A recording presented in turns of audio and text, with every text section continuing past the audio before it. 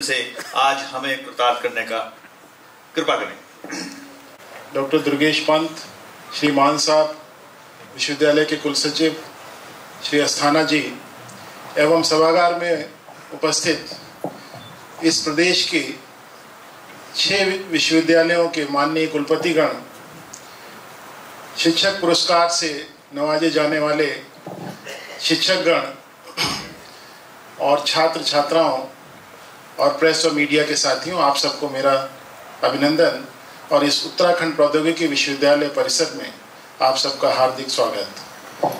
सर्वप्रथम मैं शिक्षक दिवस की शुभकामनाएं प्रेषित करता हूं और एक शिक्षक होने के नाते मैं बहुत गर्व से इस बात को कह सकता हूं कि इस सभागार में जितने भी शिक्षक बैठे हैं, हम सब उस समुदाय के हिस्सा हैं जिनको कि मानव जीवन परिवर्तित करने का एक सौभाग्य मिलता है और शायद ये समाज के किसी और समुदाय को यह सौभाग्य नहीं मिलता है, चाहे वो शिक्षक प्राइमरी का हो, केजी का हो, सेकेंडरी एजुकेशन का हो या हायर एजुकेशन का हो।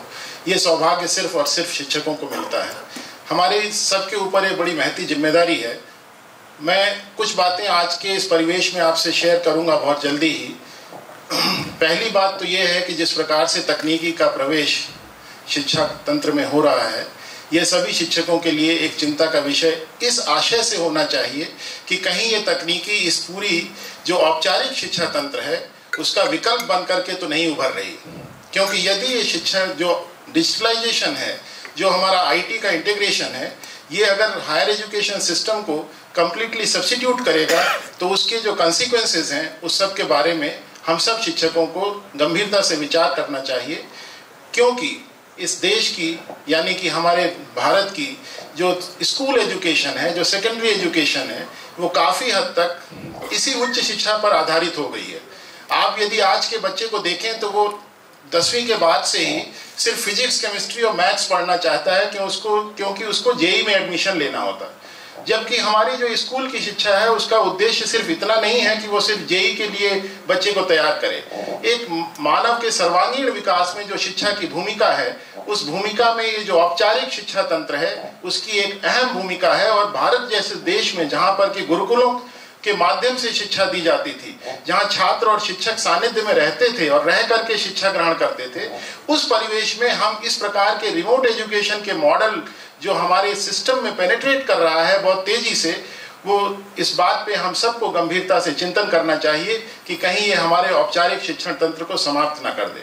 क्योंकि यदि ऐसा होता है तो जो आज का वर्चुअल एजुकेशन का मॉडल है उसमें सिर्फ और सिर्फ एक higher technology enabled computer centre के माध्यम से हम पूरी शिक्षा व्यवस्था को संचालित कर सकते हैं। इस प्रकार के जो फिजिकल कैंपसेस हैं उनकी कोई आवश्यकता नहीं रह जाएगी और ये सब रिडंडेंट हो जाएंगे।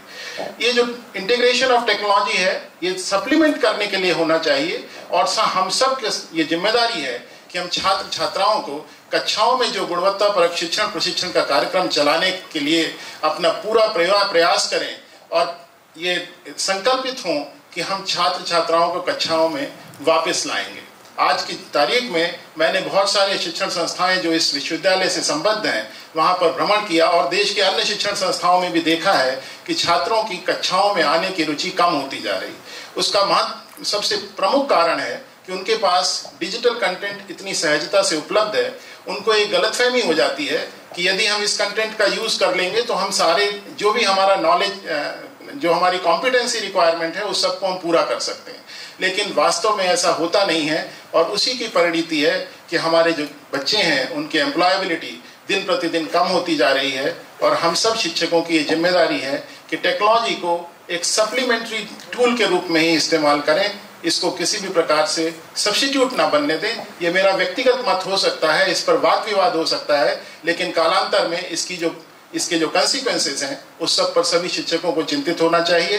इन्हीं शब्दों के साथ मैं अपनी बात को समाप्त करूंगा। आप सबको पुनः शिक्षक दिवस की बधाइयाँ, शुभकामनाएं। धन्यवाद। जय हिंद।